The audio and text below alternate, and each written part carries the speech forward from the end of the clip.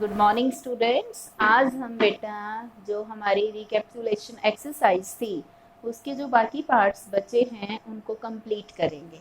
तो question number 7 में हमारे पास 6 पार्ट था। 3p + 4 = 25। ये हमारे पास इक्वेशन गिवन थी बेटा, इसको आपने स्टेटमेंट की फॉर्म में लिखना था। तो इसको कैसे लिखेंगे बेटा स्टेटमेंट की फॉर्म में? आप ये दोनों का क्या है, सम है ना, 3p और 4 का सम किसके इक्वल है? 25 पे। तो आप कैसे लिखेंगे? द सम ऑफ 3 टाइम्स या thrice of a number p।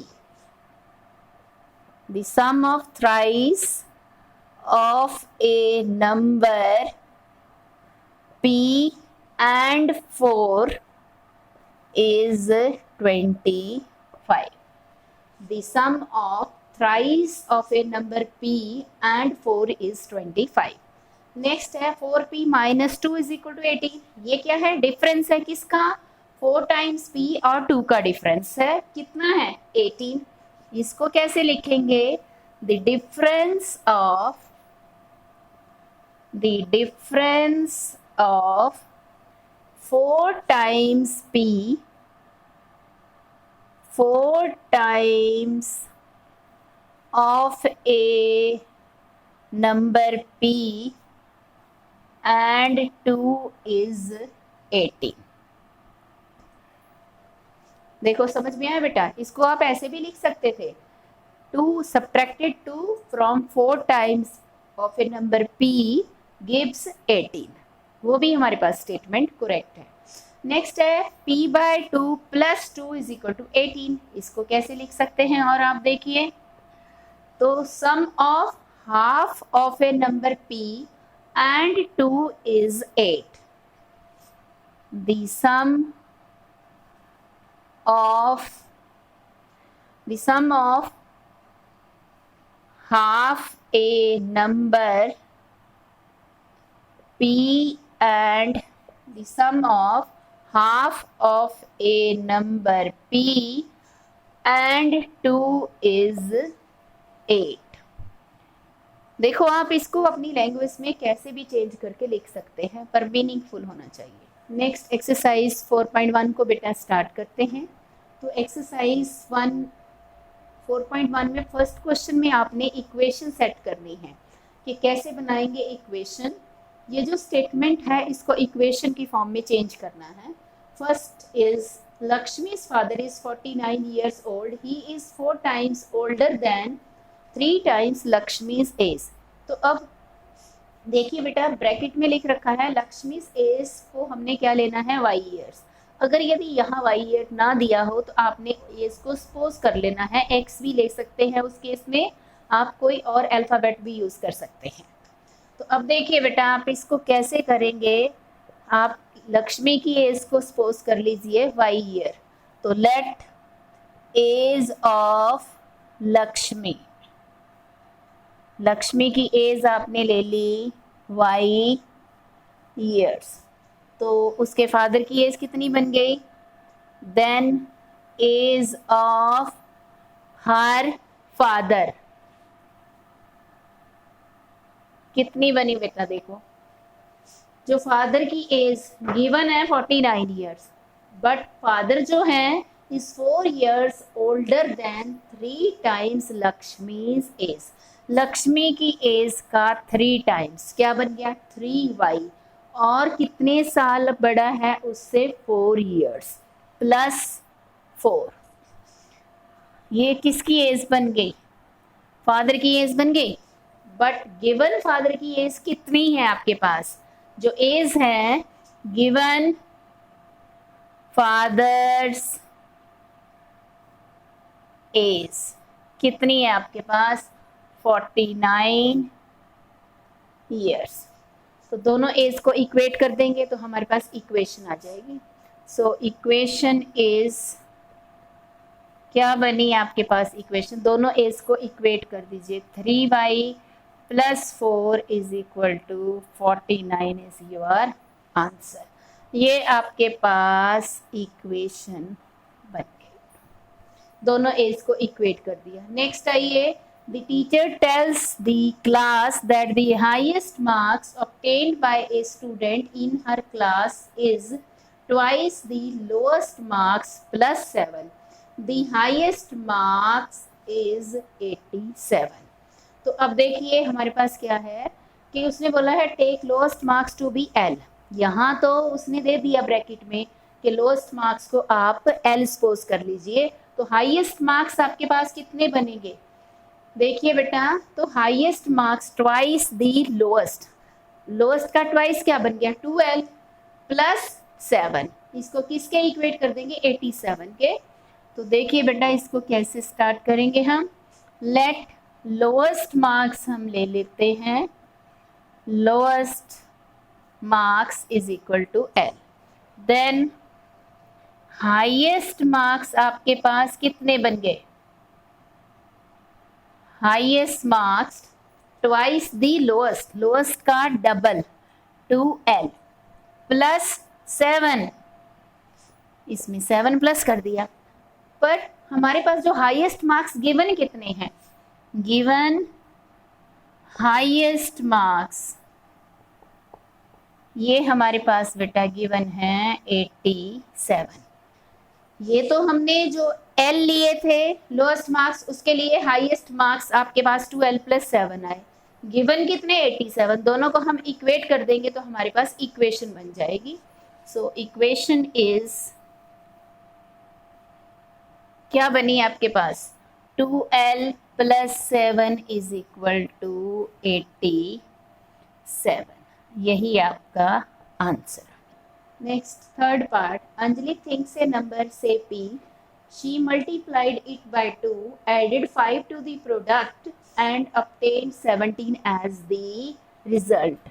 देखिए बेटा इसमें हम क्या करेंगे, हमारे पास नंबर है गिवन, तो जो उसने नंबर सपोज किया वो नंबर है p, ठीक है। तो अब हमने इक्वेशन की फॉर्म में लिखना है, हमारे पास इक्वेशन क्या बन जाएगी, देखो बेटा she multiply it by 2, number को 2 से मल्टीप्लाई कर दिया तो 2p, जो प्रोडक्ट आया उसमें 5 ऐड कर दिया, जो रिजल्ट है वो कितना है 17। सो 2p plus 5 is your equation.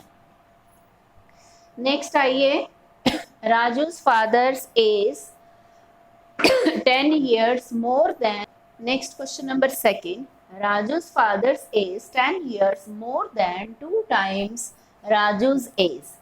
तो Raju's father's is 58 years old। अब राजू के फादर की एज गिवन कितनी है 58 ईयर, और उसने बोला अगर यदि आप राजू की एज को x लेते हैं तो उस केस में राजू के फादर की एज कितनी बनेगी 2x प्लस 10। कैसे बना, उसका 2 टाइम्स, तो देखिए बेटा let age of Raju, Raju की एज को आपने ले लिया x ईयर्स, तो उसके फादर की एज कितनी बन गई, then age of his father, उसके फादर की एज कितनी बन गई 2x प्लस 10। अब गिवन कितनी है फादर की age, given age of father है 58 ईयर्स, दोनों को इक्वेट कर दीजिए तो आपके पास इक्वेशन आ जाएगी। So equation is 2x plus 10 is equal to 58, और यही आपका क्या आ गया बेटा answer. Next question number third, the perimeter of a rectangular field is 64 meter.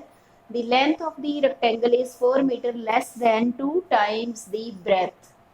Set up an equation to find the breadth of the rectangle।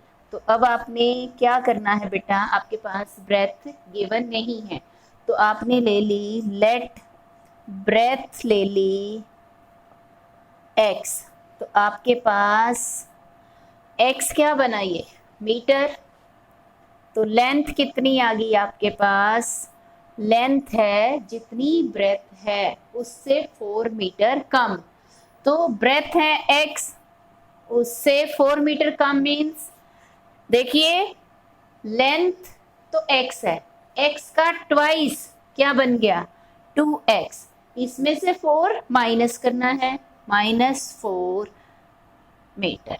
अब आपके पास perimeter given है, तो पेरीमीटर हमारे पास क्या होगा, पेरीमीटर ऑफ ए रेक्टेंगुलर